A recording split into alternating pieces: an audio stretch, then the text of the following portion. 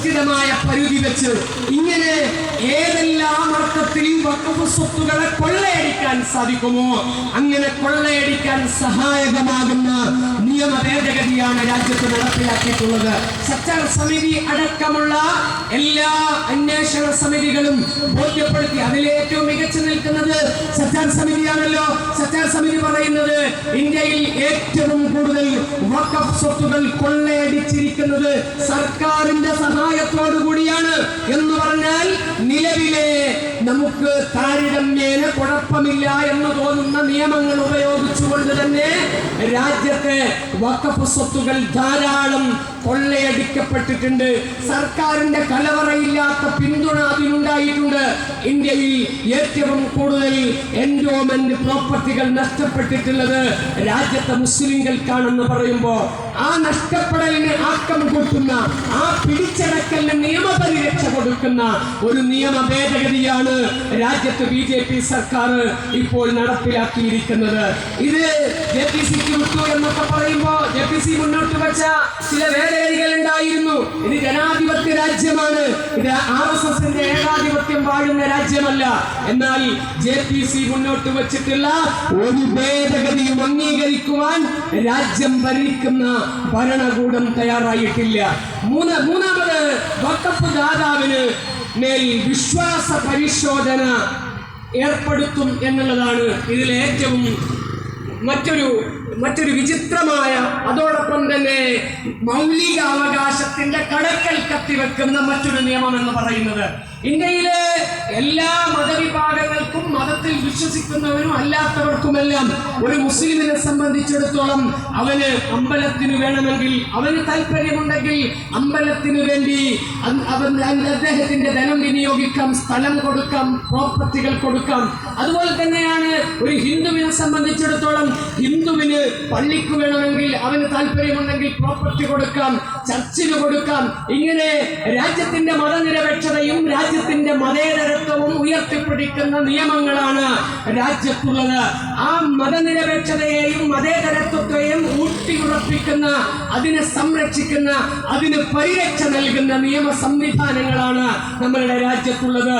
എന്നാൽ വഖഫ് ദാതാവിന് മേൽ വിശ്വാസ പരിശോധന ഏർപ്പെടുത്തുമെന്നാണ് പുതിയ ഭേദഗതി പറയുന്നത്. എന്താണ് അതിന്റെ താല്പര്യം? എന്താണ് അങ്ങനെ പറഞ്ഞാല് രാജ്യത്തെ ഒരു അമുസ്ലിമിനെ സംബന്ധിച്ചിടത്തോളം മുസ്ലിമേതര സമൂഹത്തിൽ നിന്ന് ഒരാൾക്ക് വഖഫ് ചെയ്യണം എന്നാഗ്രഹിക്കുന്നുണ്ടെങ്കിൽ അവനവന്റെ പ്രോപ്പർട്ടികൾ അവനവന് ഇഷ്ടമുള്ളതുപോലെ വിനിയോഗിക്കാം എന്നുള്ളത് രാജ്യത്തെ മൗലികാവകാശമാണ് പൗരന് നൽകുന്ന. എന്നാൽ വഖഫിന്റെ കാര്യത്തിൽ അതില്ല, വഖഫ് ചെയ്യാൻ പാടില്ല എന്നാണ് പുതിയ നിയമം പറയുന്നത്. പിന്നെയോ വഖഫ് ചെയ്യണമെങ്കിൽ 5 കൊല്ലം അയാൾ പ്രാക്ടീസ് മുസ്ലിമാണ് എന്ന് തെളിയിക്കണമെന്നാണ് പറയുന്നത്. ഇതിൽ തന്നെ ഒരുപാട് ദുരൂഹതയുണ്ട്, ഇതിൽ തന്നെ ഒരുപാട് തമാശയുണ്ട്. ഈ 5 വർഷം ഞാൻ മുസ്ലിമാണ് എന്ന് ഇസ്ലാമിലേക്ക് കടന്നു വന്ന ഒരാള് ആരുടെ മുന്നിലാണ് തെളിയിക്കേണ്ടത് എന്ന് ഈ നിയമ ഭേദഗതി കൃത്യമായി പറയുന്നില്ല. നിങ്ങൾ നോക്കൂ, ഒരു വിശ്വാസിയെ സംബന്ധിച്ചിടത്തോളം, ഒരു മുസ്ലിമിനെ സംബന്ധിച്ചിടത്തോളം സത്യസാക്ഷ്യം രേഖപ്പെടുത്തുക എന്ന് പറയുന്നത് ഒരാൾ മുസ്ലിം ആകുന്നതിനുള്ള കാരണമാണ്. നിസ്കാരം നിലനിർത്തുക എന്ന് പറയുന്നത്, സക്കാത്ത് കൊടുക്കുക എന്ന് പറയുന്നത്, റമദാനിൽ നോമ്പ് അനുഷ്ഠിക്കുക എന്ന് പറയുന്നത്, ഹജ്ജ് നിർവഹിക്കുക എന്ന് പറയുന്നത്, ഇതൊക്കെയാണ്. ഇത് ആരാണ് ഉറപ്പുവരുത്തുക? ഇതെങ്ങനെയാണ് കണ്ടെത്തുക? പള്ളിയിൽ CCTV പരിശോധിക്കുകയാണോ? വീട്ടിലെ CCTV പരിശോധിക്കുകയാണോ? നിസ്കാരം വേണമെങ്കിൽ അങ്ങനെയാക്കാം. നോമ്പ് എന്ത് ചെയ്യും? മറ്റ് ആരാധനകൾ അങ്ങനെ ചെയ്യും. സത്യസാക്ഷ്യം എങ്ങനെ ഉറപ്പുവരുത്തും? ഇങ്ങനെ ഒരു തലയും വാലുമില്ലാത്ത രൂപത്തിലുള്ള വിചിത്രമായ നിയമങ്ങളാണ് വഖഫ് ഭേദഗതിയുടെ പേരിൽ രാജ്യത്ത് അടിച്ചേൽപ്പിക്കുവാൻ ശ്രമിച്ചുകൊണ്ടിരിക്കുന്നത്. അതോടൊപ്പം തന്നെ 1861 മുതൽ രാജ്യത്ത് നിലവിലുള്ള റിലീജിയൻ എൻഡോമെന്റ് ആക്ട് പ്രകാരം ഒരു മതവിഭാഗത്തിന്റെ എൻഡോമെന്റ് പ്രോപ്പർട്ടിയുടെ ബോർഡുകളിൽ അതിന്റെ സമിതികളിൽ ഒന്നും മറ്റൊരു വിഭാഗത്തെ ഉൾപ്പെടുത്തേണ്ടതില്ല എന്നാണ്. ആ കാര്യത്തിൽ രാജ്യം കൈകടത്തില്ല. എൻഡോമെന്റ് പ്രോപ്പർട്ടികൾ ഏത് മതത്തിൻ്റെതാണോ ആ മതം കൈകാര്യം ചെയ്യട്ടെ എന്നുള്ളതാണ് രാജ്യത്തിന്റെ നിലപാട്. 2 നൂറ്റാണ്ടായി അങ്ങനെ ആ നിലപാടാണ് രാജ്യം അനുവർത്തിച്ചു പോരുന്നത്. എന്നാൽ വഖഫ് ബോർഡിലും വഖഫ് കൗൺസിലും അമുസ്ലിം പ്രാതിനിധ്യം ഉറപ്പുവരുത്തണമെന്നാണ് പുതിയ ഭേദഗതി പറഞ്ഞുകൊണ്ടിരിക്കുന്നത്. അതിനെ അവർക്കെന്താണ് ന്യായം? അവർ പറയുന്നത്, സർക്കാർ എന്താണ് പറയുന്നത്? സർക്കാർ പറയുന്നത് വഖഫ് ബോർഡില്, വഖഫ് സെൻട്രൽ കൗൺസിലിൽ മതനിരപേക്ഷത, മതേതരത്വം ഉറപ്പുവരുത്തണം എന്നാണ്. എന്ന് പറഞ്ഞാല് എല്ലാ വിഭാഗത്തെയും ഉൾപ്പെടുത്തി ഈ വഖഫ് ബോർഡും വഖഫ് സെൻട്രൽ കൗൺസിലും ഒക്കെ അത് മതേതരത്വപരമായിട്ടാണ് മുന്നോട്ട് പോകുന്നത് എന്നാണ് പറഞ്ഞുകൊണ്ടിരിക്കുന്നത്. എന്നാൽ BJP ഭരണകൂടം ആദ്യം ചെയ്യേണ്ടത് എന്താണ്? കേന്ദ്ര ഭരണകൂടത്തിൽ ഒരു മുസ്ലിമിനെ പ്രതിഷ്ഠിക്കണം, പാർലമെന്റ് മെമ്പർമാരിൽ മുസ്ലിങ്ങളെ ഉണ്ടാക്കിയെടുക്കണം. അതൊന്നും ചെയ്യാതെ ലൊട്ടലെടുപ്പ് ന്യായങ്ങൾ പറഞ്ഞുകൊണ്ട് രാജ്യത്തെ മുസ്ലിങ്ങളുടെ അസ്തിത്വമായ, അവരുടെ നിലനിൽപ്പിന്റെ ആധാരമായ വഖഫ് സ്വത്തുകളെ ഒന്നായി വിഴുങ്ങുവാനുള്ള ശ്രമമാണ് ഭാരതീയ ജനതാ പാർട്ടിയുടെ നേതൃത്വത്തിൽ NDA ഗവൺമെന്റ് രാജ്യത്ത് നടപ്പിലാക്കുവാൻ ശ്രമിച്ചുകൊണ്ടിരിക്കുന്നത്. ഇതിനെതിരെ കൃത്യമായൊരു നിലപാട് സ്വീകരിച്ചപ്പോൾ സുപ്രീം കോടതി ഇപ്പോ 15-ാം തീയതിയിലേക്ക് പുതിയ ബെഞ്ചിലേക്ക് വഖഫ് ഭേദഗതിയുമായി ബന്ധപ്പെട്ട ഹർജികൾ മാറ്റിവെച്ചിരിക്കുകയാണ്. സഞ്ജീവ് ഖന്ന വളരെ ശക്തമായി രാജ്യത്തിന്റെ ഭരണഘടനയിൽ കാലൂന്നി നിന്നുകൊണ്ട് കൃത്യമായ നിലപാട്, കൃത്യമായ കാര്യങ്ങൾ പറഞ്ഞപ്പോ സഞ്ജീവ് ഖന്നക്കെതിരെ തിരിയുന്നതാണ് നമ്മൾ കണ്ടത്. RSSന്റെ താളമൂത്ര പ്രസംഗം നിർത്തി ജീവിക്കുന്ന അങ്ങനെയുള്ള നേതാക്കളല്ല അങ്ങനെ പറഞ്ഞത്. ഈ രാജ്യത്തെ ഉപരാഷ്ട്രപതി ഉൾപ്പെടെയുള്ള BJPയുടെ പാർലമെന്റ് മെമ്പർ ഉൾപ്പെടെയുള്ളവർ ഇന്ന് ചീഫ് ജസ്റ്റിസിനെതിരെ സംസാരിച്ചു കൊണ്ടിരിക്കുകയാണ്. RSSനെ സംബന്ധിച്ചിടത്തോളം അതൊരു പുതിയ കാര്യമല്ല. അവര് ഇങ്ങനെ ഈ അർത്ഥത്തിലുള്ള ഈ തരത്തിലുള്ള പ്രസ്താവനകളും പ്രഖ്യാപനങ്ങളും ഒക്കെ പലപ്പോഴും നടത്തിയിട്ടുള്ളതാണ്. അവർ ഭരണഘടനയെ മാനിക്കുന്നവരല്ല, അവർ രാജ്യത്തിന്റെ പതാകയെ ബഹുമാനിക്കുന്നവരല്ല, അവർ രാജ്യത്തിന്റെ ദേശാഭിമാനികളായ സ്വാതന്ത്ര്യ സമര സേനാനികളെ പ്രകീർത്തിക്കുകയോ അവരെ അംഗീകരിക്കുകയോ ചെയ്യുന്നവരല്ല. ഇവിടെ ഈ തരത്തിൽ ഇങ്ങനെ ഒരു നിയമം നടപ്പിലാക്കിക്കൊണ്ട് രാജ്യത്തെ മുസ്ലിങ്ങളുടെ, പ്രബല ന്യൂനപക്ഷമായ മുസ്ലിങ്ങളുടെ നിലനിൽപ്പിനെയാണ് സംഘപരിവാർ ഭരണകൂടം ചോദ്യം ചെയ്തുകൊണ്ടിരിക്കുന്നത്. ഇത് രാജ്യത്തിന് എന്ത് നേട്ടമാണ് ഉണ്ടാക്കിയിട്ടുള്ളത്? ഞാൻ നേരത്തെ പറഞ്ഞല്ലോ, ഇവിടെ വ്യത്യസ്തമായ കാലയളവുകളിൽ 1954, 1995 ഒക്കെ വഖഫുമായി ബന്ധപ്പെട്ട് പലതും കൂട്ടിച്ചേർക്കുകയും വെട്ടിക്കളയുകയും ഒക്കെ ചെയ്തിട്ടുണ്ട്. അതിൽ എത്രത്തോളം എന്ന് പറഞ്ഞാൽ 2012 ഇതുമായി ബന്ധപ്പെട്ട് ചില പരിഷ്കരണങ്ങൾ വരുത്തിയപ്പോ BJP അതിനെ പിന്തുണയ്ക്കുകയും അംഗീകരിക്കുകയും ചെയ്തിട്ടുണ്ട്. അങ്ങനെ ഉള്ള ഒരു BJP ആണ് ഇപ്പോൾ പറഞ്ഞുകൊണ്ടിരിക്കുന്നത് നിലവിലെ വഖഫ് നിയമം 1995 വഖഫ് നിയമം പൂർണ്ണമായും തകർത്ത് കളയണം, പുതിയ ഭേദഗതി കൊണ്ടുവരണമെന്ന്. ഇതിന്റെ ഏറ്റവും ഗുരുതരമായ പ്രത്യാഘാതം എന്ന് പറയുന്നത് ഇത് വിഭജനത്തിന്റെ അജണ്ടയാണ്. ഇത് വംശീയ ഉന്മൂലനത്തിന്റെ തുടക്കമാണ്. അത് കൃത്യമായി ഈ രാജ്യത്തെ ജനങ്ങൾ മനസ്സിലാക്കേണ്ടതുണ്ട്. നമ്മൾ ഗൗരവകരമായി ആലോചിക്കേണ്ട ഒരു കാര്യമുണ്ട്. ഇവിടെ സമാധാനത്തോടുകൂടി ശാന്തിയോടുകൂടി ജീവിച്ചു പോരുന്ന ഒരു ചുറ്റുപാടുണ്ട്. അത് തകർത്താൽ മാത്രമേ BJPയുടെ RSSന്റെ രാഷ്ട്രീയ താല്പര്യങ്ങൾ ഇവിടെ പൂവണിയുകയുള്ളൂ എന്നുള്ള കൃത്യമായ അജണ്ടയും കൃത്യമായ ധാരണയും RSSനും BJPക്കുമുണ്ട്. അതിന്റെ അടിസ്ഥാനത്തിലാണ് ഇത്തരം നിയമങ്ങൾ രാജ്യത്ത് ചുട്ടെടുത്ത് നടപ്പിലാക്കിക്കൊണ്ടിരിക്കുന്നത്. നിങ്ങൾ നോക്കൂ, 2011 മുതൽ BJP രാജ്യത്ത് വരുത്തിയിട്ടുള്ള മാറ്റങ്ങൾ, BJP ഗവൺമെന്റ്, NDA ഗവൺമെന്റ് രാജ്യത്ത് നടത്തിയിട്ടുള്ള നിയമനിർമ്മാണങ്ങള് ഈ രാജ്യത്തെ ഏതെങ്കിലും അർത്ഥത്തിൽ പുരോഗതിയുടെ പാന്താവിലേക്ക് നയിക്കുന്ന നിയമങ്ങളാണോ? ഏതെങ്കിലും ഒരു നിയമങ്ങള് ഈ രാജ്യത്തുണ്ടോ? എന്നെ കേൾക്കുന്ന ഈ ചുങ്കം പട്ടിക്കാടങ്ങാടിയിലെ RSSന്റെയും BJPയുടെയും പ്രവർത്തകരോട് ചോദിക്കട്ടെ. ഓട്ടോറിക്ഷ ഓടിക്കുന്ന പാവപ്പെട്ടവരായ പച്ചക്കറി കച്ചവടം നടത്തുന്ന, ഫ്രൂട്ട്സ് കച്ചവടം നടത്തുന്ന, ഉന്തുവണ്ടി കച്ചവടം നടത്തുന്ന, ഈ വിധത്തിൽ ജീവിതത്തിന്റെ രണ്ടറ്റം കൂട്ടിമുട്ടിക്കുവാൻ പാടുപെടുന്ന, കഷ്ടപ്പെടുന്ന സാധാരണ സംഘപരിവാർ പ്രവർത്തകരോട് ചോദിക്കുവാനുള്ളത്, ഇവിടെ നരേന്ദ്രമോദി അധികാരത്തിലേറിയതിനു ശേഷം പല നിയമവും രാജ്യത്ത് നടപ്പിലാക്കി. CA കൊണ്ടുവന്നു, കശ്മീരിന്റെ 270 വകുപ്പ് എടുത്തു കളഞ്ഞു, മുത്തലാഖ് കൊണ്ടുവന്നു, ഉത്തരാഖണ്ഡിൽ ഏക സിവിൽ കോഡ് നടപ്പിലാക്കി. മറ്റെല്ലാ സംസ്ഥാനങ്ങളിലും ഏക സിവിൽ കോഡ് നടപ്പിലാക്കും എന്ന് പറഞ്ഞുകൊണ്ടിരിക്കുന്നു. ബാബരി മസ്ജിദിന്റെ ഭൂമിക തട്ടിയെടുത്ത് അവിടെ രാമക്ഷേത്രം പണിതു. ഇങ്ങനെ കഴിഞ്ഞ 11 വർഷക്കാലം BJPയുടെ വികസനത്തിന്റെ പട്ടിക പരിശോധിച്ചാൽ മുസ്ലിം വിരുദ്ധ നിയമങ്ങൾ രാജ്യത്ത് ഒരുപാട് നടപ്പിലാക്കിയല്ലോ. നിങ്ങൾ ഓടിക്കുന്ന ഓട്ടോറിക്ഷയിൽ ഒഴിക്കേണ്ട പെട്രോളിന്റെ വില അല്പം കുറച്ച് കൊണ്ടുവരാൻ നരേന്ദ്രമോദിക്ക് സാധിച്ചിട്ടുണ്ടോ? ഈ രാജ്യത്തെ മഹാഭൂരിപക്ഷം വരുന്ന ജനങ്ങൾ അനുഭവിച്ചുകൊണ്ടിരിക്കുന്ന ദുരന്തങ്ങൾക്ക് ഈ മുസ്ലിം വിരുദ്ധ നിയമങ്ങൾ ചുട്ടെടുത്തത് കൊണ്ട് പ്രയോജനമാണ് ഉണ്ടായത്. പോകട്ടെ, രാജ്യത്തെ മുസ്ലിം ലീഗുകാരെ മാറ്റി നിർത്താം, SDPIക്കാരെ മാറ്റി നിർത്താം, CPM-കാരെ മാറ്റി നിർത്താം, BJPക്കാര് പെട്രോൾ പമ്പിൽ പോയാല് അവർക്ക് 20 രൂപക്ക് എണ്ണ കിട്ടുന്നുണ്ടോ, പെട്രോൾ കിട്ടുന്നുണ്ടോ, ഡീസൽ കിട്ടുന്നുണ്ടോ?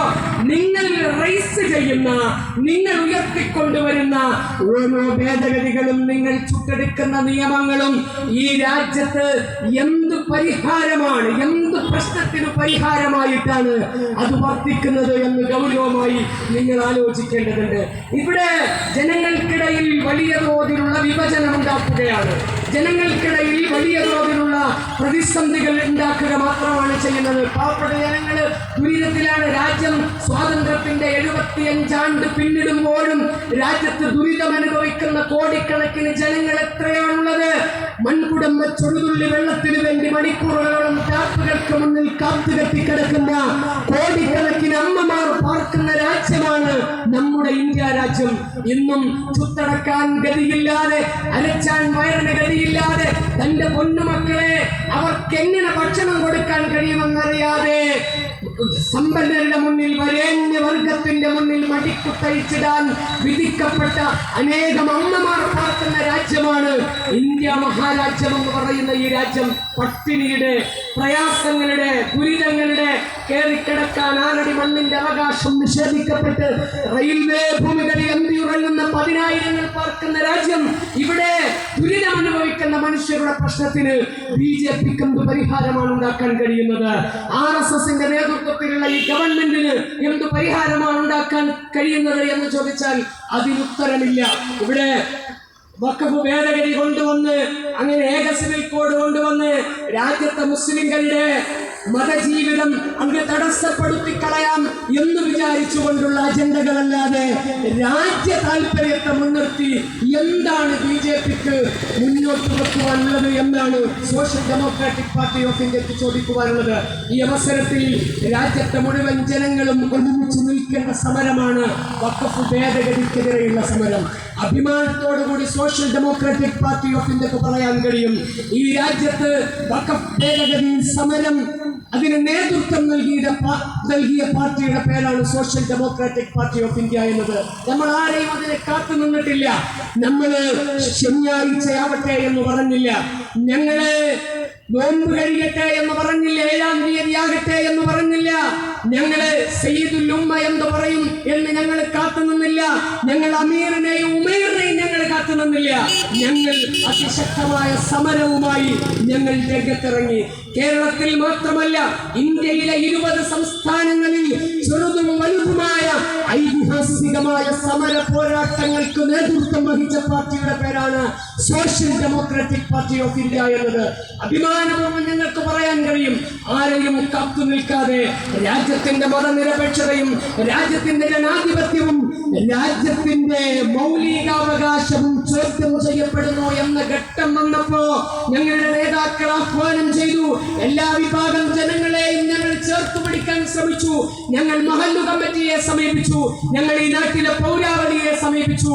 കഴിഞ്ഞ 9 മാസക്കാലമായി വഖഫ് ഭേദഗതി നിയമം രാജ്യത്ത് നടപ്പിലാക്കുമെന്ന് സംഘപരിവാർ ഫാഷിസം പറഞ്ഞപ്പോൾ തന്നെ അന്നു മുതൽ സമര പോരാട്ടങ്ങളുമായി Social Democratic Party of India രംഗത്തുണ്ടായിരുന്നു. ഇന്ന് പലരും രംഗത്ത് വന്നിരിക്കുകയാണ്. വഖഫ് ഭേദഗതിയുമായി ബന്ധപ്പെട്ട എല്ലാ സമരങ്ങളെയും ഞങ്ങൾ പ്രകീർത്തിക്കുന്നു, എല്ലാ പോരാട്ടങ്ങളെയും ഞങ്ങൾ പിന്തുണയ്ക്കുന്നു, എല്ലാ സമര പരിപാടികളോടും ഞങ്ങൾ ഐക്യദാർഢ്യം പ്രകടിപ്പിക്കുന്നു. അതിലൊന്നും ഞങ്ങൾക്ക് സംശയമില്ല, അതിലൊന്നും ഞങ്ങൾക്ക് ആരെയും ഞങ്ങൾ കുറ്റപ്പെടുത്തുന്നില്ല, ആരെയും പോരാട്ടങ്ങൾ ഞങ്ങൾ നിസ്സാരമായി കാണുന്നുമില്ല. പക്ഷേ ഇന്ത്യയിൽ ഈ സമരം ഉയർത്തിക്കൊണ്ടുവന്നത്, ഇതിനെതിരെ തെരുവുകളെ പ്രക്ഷുബ്ധമാക്കിയത് സോഷ്യൽ ഡെമോക്രാറ്റിക് പാർട്ടി ഓഫ് ഇന്ത്യയാണ്. എല്ലാ തീയും അടങ്ങിയപ്പോ, എല്ലാ പുകയും ഒഴിഞ്ഞപ്പോ ചില ആളുകൾ മാളത്തിൽ നിന്ന് എഴുന്നേറ്റ് വന്ന് ഞങ്ങളാണ് ഈ സമരത്തിന്റെ വാക്കാക്കൽ എന്ന് പറഞ്ഞുകൊണ്ടിരിക്കുകയാണ്. അത്തരക്കാരെ ഓർത്ത് ലജ്ജിക്കുകയല്ലാതെ നമുക്ക് നിർവാഹമില്ല. Social Democratic Party of India ഈ സമരവുമായി ബന്ധപ്പെട്ട് ശക്തമായി നിലകൊണ്ടു.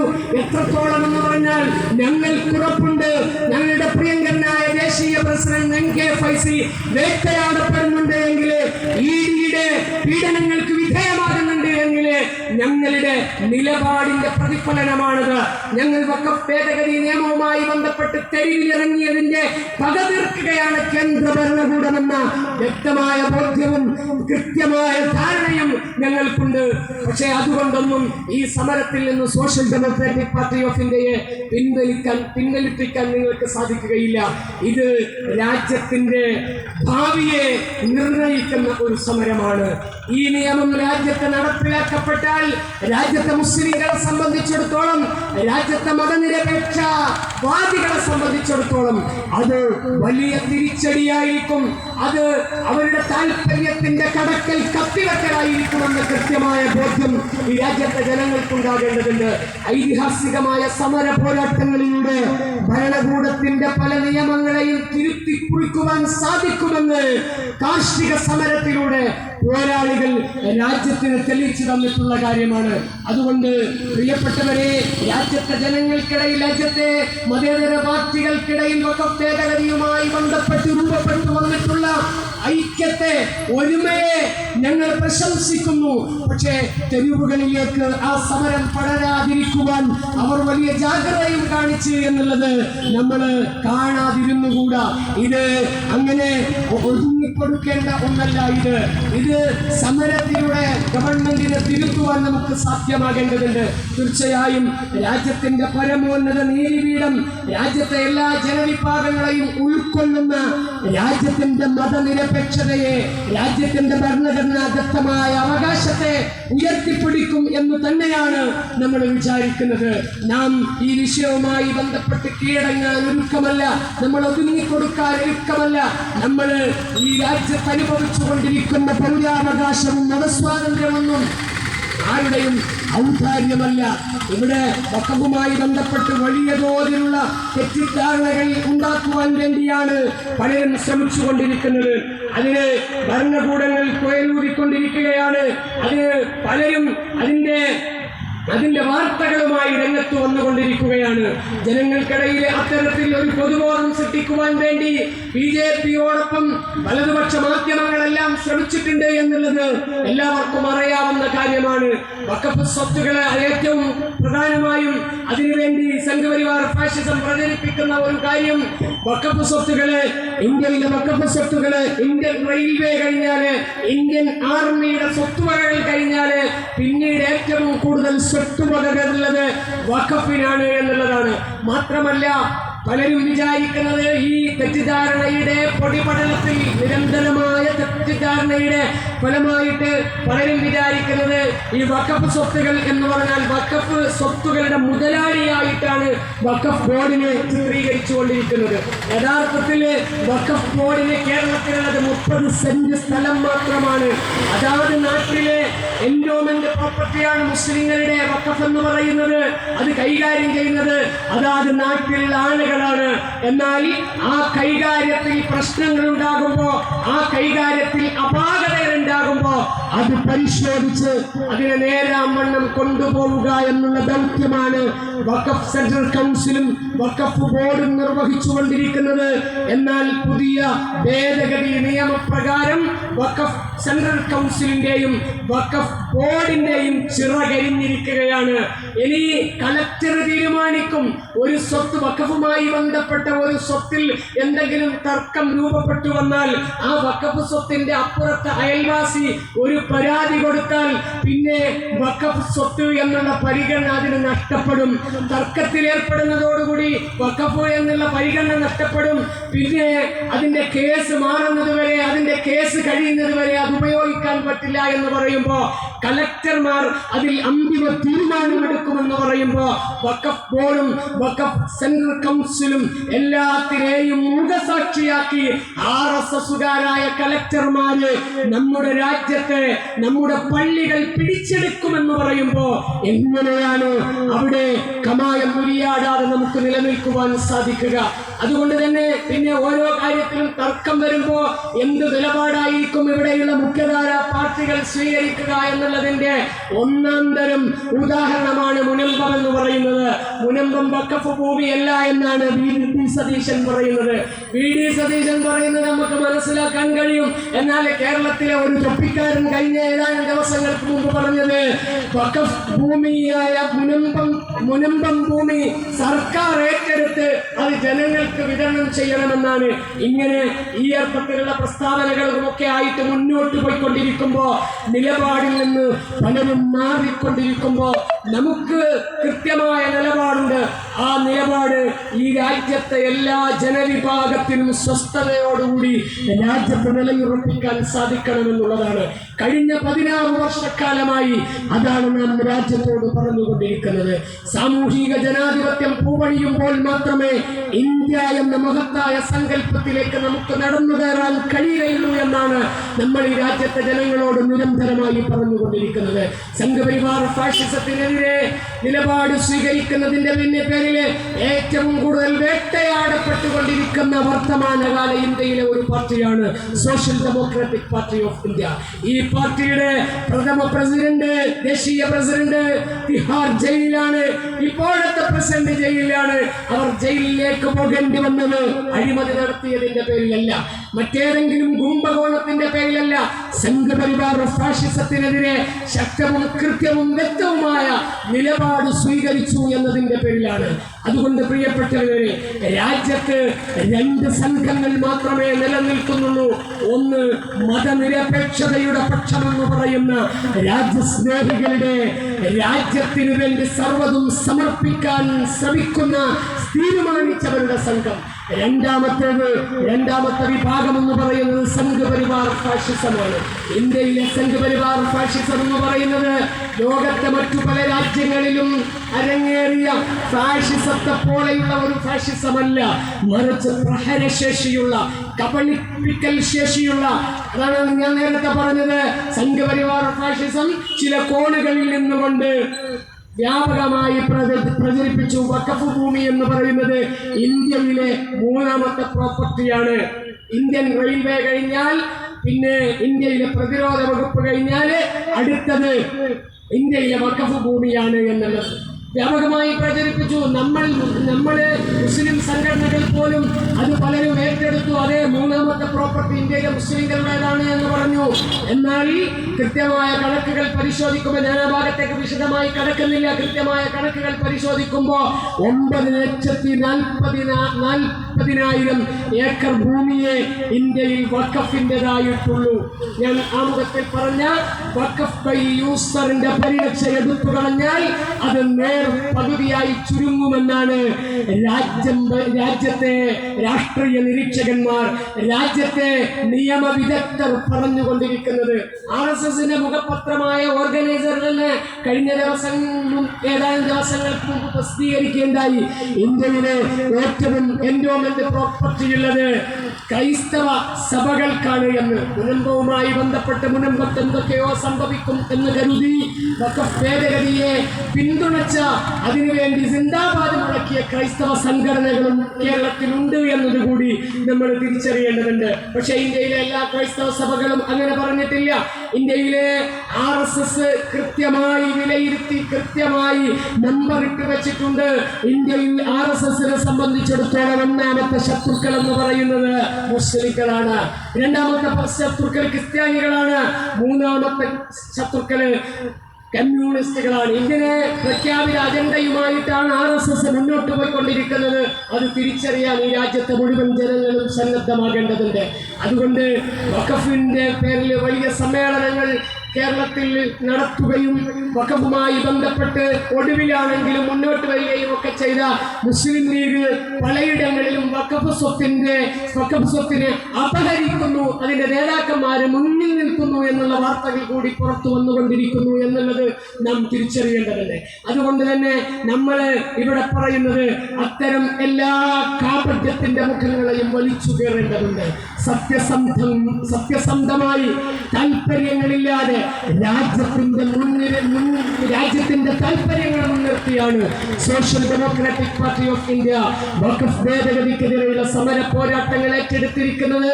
തീർച്ചയായും വഖഫ് ഭേദഗതിക്കെതിരെയുള്ള സമര പോരാട്ടങ്ങളുടെ മുൻനിരയിൽ എന്തെല്ലാം നഷ്ടങ്ങളും കഷ്ടങ്ങളും അനുഭവിക്കേണ്ടി വന്നാലും social Democratic Party of India ഉണ്ടാകുക തന്നെ ചെയ്യും എന്ന് മാത്രം സൂചിപ്പിച്ചുകൊണ്ട് ഈ സമ്മേളനം ഉദ്ഘാടനം ചെയ്തതായി പ്രഖ്യാപിച്ച് വാക്കുകൾ അവസാനിപ്പിക്കുന്നു.